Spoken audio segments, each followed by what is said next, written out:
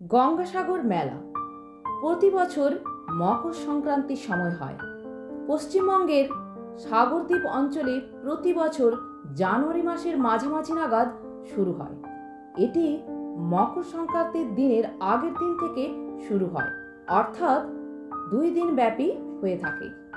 তীর্থযাত্রা যদিও শুরু হয় আরও আগের থেকে। মকর সংক্রান্তিতে সূর্য প্রণাম করার সময় সকালে গঙ্গার পবিত্র জলে ডুব দেওয়া গঙ্গাসাগর বা সাগর মেলা অত্যন্ত শ্রদ্ধার সঙ্গে পূর্ণ ধর্মীয় রীতি মেনে পালিত হয়। এখানে সংক্রান্তির দিনে সমগ্র দেশ থেকে কয়েক লক্ষ তীর্থযাত্রী আসেন এবং মেলায় মিশে একাকার হয়ে যান। বিদেশিরাও এই ধরনের মেলা দেখাকে যথেষ্ট আকর্ষণীয় বলে মনে করেন।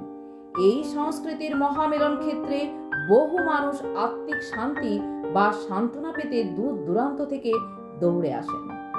হিন্দু ধর্মানুসারে একবার রাজা সাগর অশ্বমেধ যজ্ঞের আয়োজন করেন এবং দেবরাজ ইন্দ্র সাগর রাজার অশ্বমেধ যজ্ঞের ঘোড়া চুরি করে বেঁধে রাখেন পাতাল লোকে। সাগর রাজ যখন তার অশ্বমেধ যজ্ঞের ঘোড়া খুঁজতে আসেন, তখন তাকে পান কপিল মুনির আশ্রমের পাশে।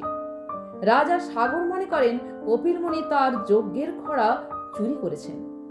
রাজার মনের কথা জানতে পেরে কপিল মুনি রেগে যান এবং রাজাকে বশীভূত করে দেন। এরপর রাজা সাগরের বংশের পরবর্তী প্রজন্ম ভগীরথ মহাদেবের আরাধনা করেন এবং তাকে সন্তুষ্ট করে গঙ্গাকে স্বর্গ থেকে মর্তে নিয়ে আসেন। গঙ্গার এই পবিত্র জলপার্শ্বে সাগর বংশের বশীভূত সন্তানরা নিজেদের জীবন ফিরে পান এবং তারা নির্দ্বিধায় স্বর্গে গমন করেন। সেই থেকেই এই গঙ্গাসাগর মেলায় দেশের বিভিন্ন প্রান্ত থেকে পুণ্যার্থীরা হাজির হন। গঙ্গাসাগরে ডুব দিলে সমস্ত পাপ ধুয়ে তারা স্বর্গে যেতে পারবেন বলে মনে করেন। এই কারণেই কথিত যে সব তীর্থ বারবার গঙ্গাসাগর একবার। মা গঙ্গা হিন্দু ধর্মানুসারে পবিত্রতম নদী। বলা হয় যে তার কোলে একটি পবিত্র ডুব আপনার সমস্ত পাপ স্খলন করে। এটি শীতকালে অনুষ্ঠিত হয়।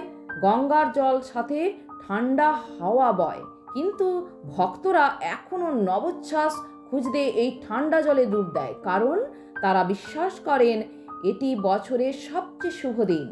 গঙ্গাসাগর মেলাকে মানব ইতিহাসের 2য় বৃহত্তম জমজমাট মেলা হিসেবে গণ্য করা হয়।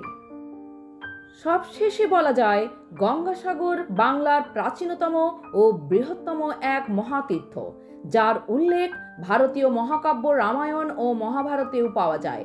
প্রাচীন লোককথা অনুযায়ী গঙ্গাসাগরে কপিল মুনির মন্দির প্রথম প্রতিষ্ঠা করেন রানী সত্যভামা এবং 1837 খ্রিস্টাব্দে মন্দিরের বর্তমান আরাধ্য মূর্তিটি প্রতিষ্ঠা করেন স্বামী রামানন্দ।